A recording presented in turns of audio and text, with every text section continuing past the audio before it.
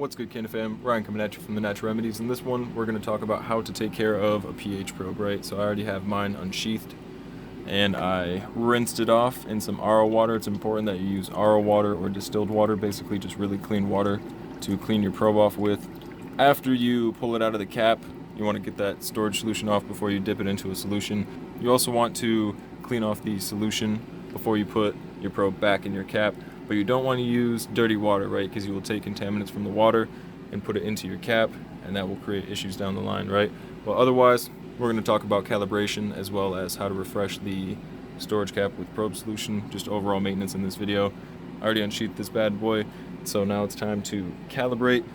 I got my pH 7 calibration solution and pH 4 calibration solution. First things first, I'm going to put my pen in the 7. It is showing 6.8. That's not too bad.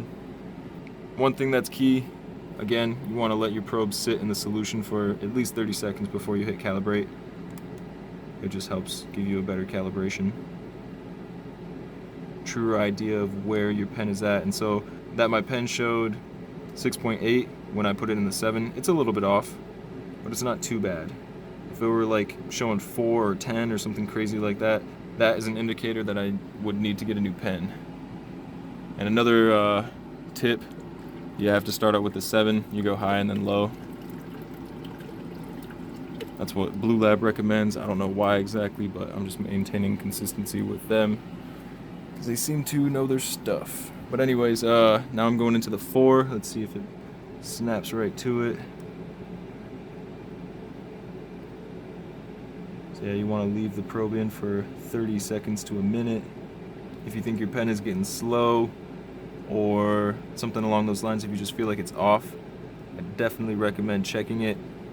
You know, this is like reference solution or calibration solution. You can see if your pen's on or off, and then get it back to on. So this is showing 4.1. It's not too off. I'm gonna go ahead and hit calibrate.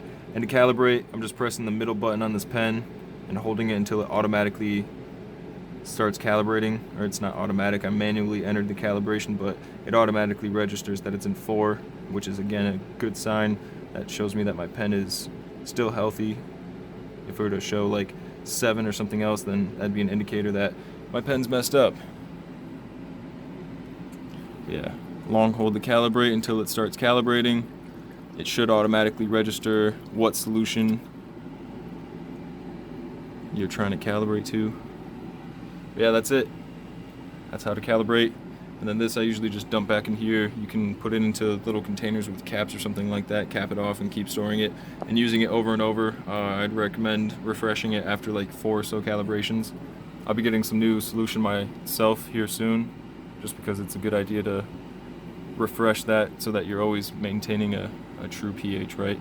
But from here, now that I've calibrated my pen, and I've also talked about like cleaning your pen before and after use of it, basically as long as you refresh the storage solution in your cap at least once a week, the pen pretty much stays on point. And then again, you just clean it before you use it, clean it after you use it in pure water, and you're pretty much good to go. And so how to refresh an old crusty sponge.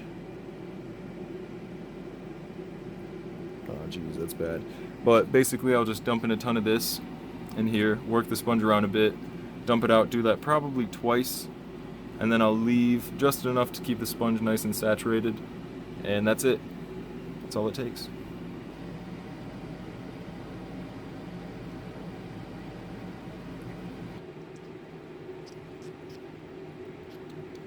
Working that shit around. So I worked the storage solution around a bit, dumped it out. Time for round 2 of refreshing the cap.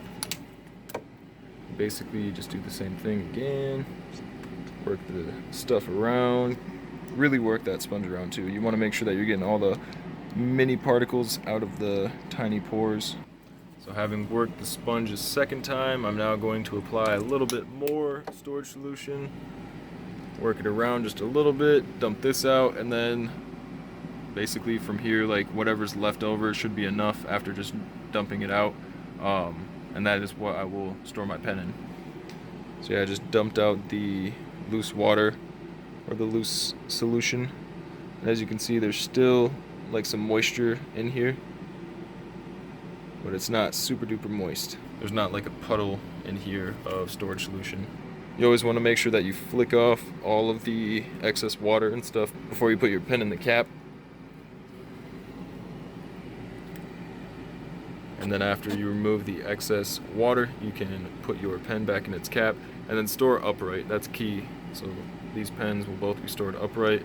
And this old pen, it still works, but it's just a little bit slower. And again, it's like a year and a half, 2 years old now. The reason why it's lasted that long is just regular maintenance. I refresh the storage solution in the caps once a week, and I'll check with these reference solutions once every other week. And always clean your probe before checking a solution, and also after in pure water. Pure water is key. You don't want to bring contaminants from the water, put it in the probe, and then F up your probe. And that's it. That's how to take care of your pH probe. If you all want to know more about nutrient availability and balancing and all that stuff, let me know in the comment section below. But hope you guys enjoyed this video. Until next time, peace.